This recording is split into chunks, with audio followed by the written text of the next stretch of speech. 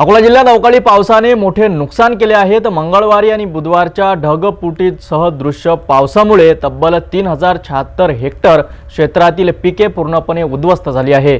यासोबतच 22 घरांचे अक्षरशः नुकसान झाले असून बळीराजा पुन्हा एकदा नैसर्गिक संकटाच्या कचाट्यात सापडला आहे। अकोला जिल्ह्यात गेल्या 2 दिवसांपासून अवकाळी पावसाने थैमान घातले आहे।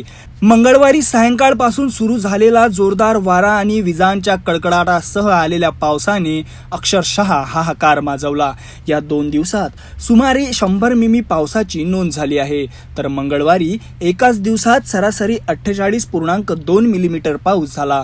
या अवकाळी पावसाचा सर्वाधिक फटका शेतकऱ्यांच्या उन्हाळी पिकांना आणि फळपिकांना बसला आहे।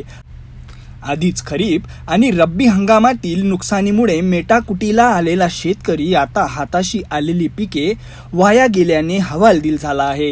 नैसर्गिक संकटांची मालिका थांबण्याचे नाव घेत नसल्याने शेतकऱ्यांसमोर मोठे संकट उभे राहिले आहे। प्रशासनाकडून नुकसानीचा पंचनामा करण्याचा काम सुरू आहे, मात्र या संकटातून शेतकरी कसा बाहेर पडणार हा मोठा प्रश्न आहे। अकोल्यातील या अवकाळी पावसाने शेतकऱ्यांचे मोठे नुकसान केले आहे। आता प्रशासनाने तातडीने मदत पुरवून शेतकऱ्यांना दिलासा देण्याची गरज आहे।